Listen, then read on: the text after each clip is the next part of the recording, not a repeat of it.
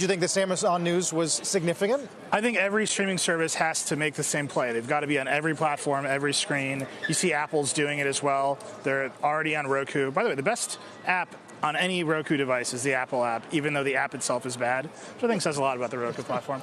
But I think every streaming service has to make this play. They cannot be restricted to one or two platforms. They have to be everywhere. And you see some really interesting concessions around those moves and around the content that Disney needs on the app. So Disney is going to run ads for Stars in order to get the rights back for some big Disney properties like Star Wars and Marvel movies that it's already signed away. So I think you're going to see a lot of these moves as they try to get broad scale and broad content libraries. I was going to say, ads are now becoming a bit of a chit in terms of your leverage. We see that in Netflix too, right? I mean, what's the calculus? I'm going to allow you to run ads, or I'm going to run ads, or vice versa.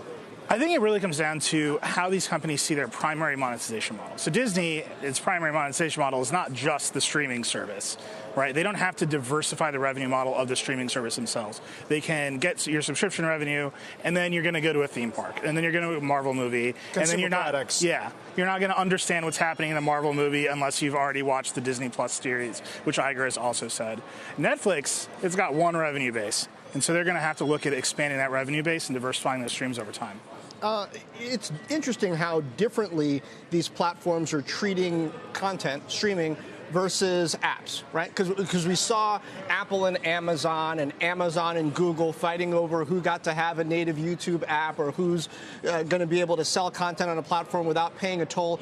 Why do you think content is so different than software writ large? I don't. Actually, I think this is one of the most emphasized pieces of this whole puzzle. We've been talking in the lead up about content deals. How much is Netflix spending a year? How much is Disney spending a year? What famous person is going to sign a deal with Apple? Great. That's content. We understand that world. It's sexy. Now the apps are coming. The user experience is coming. Where is this stuff going to be delivered? About a quarter ago, I think Disney was saying, we have to be ready at launch. We're worried the service is going to crash. Iger saying last night, we're ready to go. That means they actually improved. They did the work on the app, on the back-end tech. That Apple app is not good, right? Apple TV launched. They've got great shows. The app doesn't remember your state across your devices. It doesn't remember what you've been watching. It doesn't let you skip the intros of the shows. There's a level of performance, reliability, user experience that when these services launch, consumers are going to start to expect. And I think you'll actually see some differentiation there. I wonder, we keep talking about the streaming wars, especially as some of these services actually do start to launch. I wonder if the first real battle is really going to be waged a year from now. Because, sort of to your point, you can get the Apple service with your new Apple device. You can get Disney service with your Verizon wireless subscription. The fact that you do have all these different partnerships, and for many consumers, it almost feels like they're not even noticing because they're not necessarily paying out of pocket yet. But a year from now, that will change. Yeah, absolutely. Reed Hastings earlier this week said, hey, we're going to start doing some stuff with Nielsen. Because the real battle is not subscriber numbers. The real battle, they're all fake for now, right? Everything's free. Everyone's going to get rolled out with a streaming service or a wireless carrier or something. We're going to start doing Nielsen numbers because the real battle is attention. What are you actually watching? That's a big change for Netflix. I think they're betting on being the default. Right, you come home, there's still a lot of stuff to watch. You're going to turn on Netflix. Hyperdrive is just going to start playing. It's going to be fine. That's how I feel.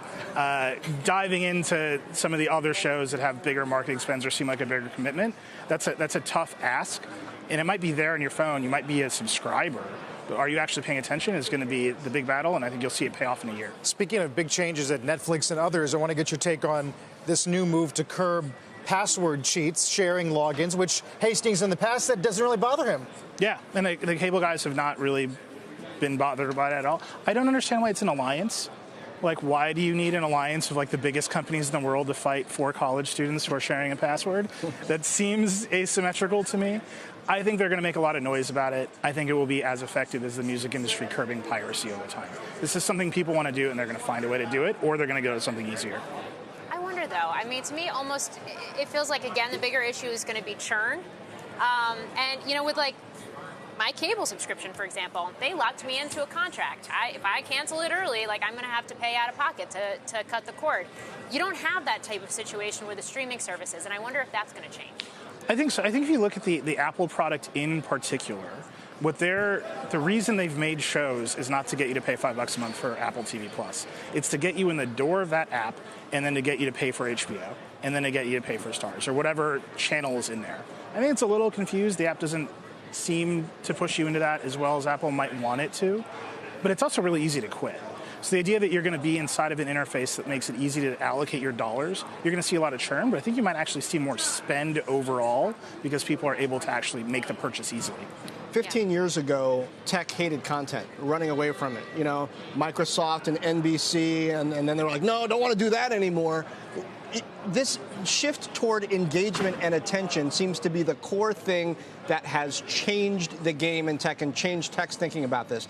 For many, it's about data, but not for all. How are we going to be able to tell whether they've made the right decision this time in making these multi-billion-dollar bets on content and getting attention?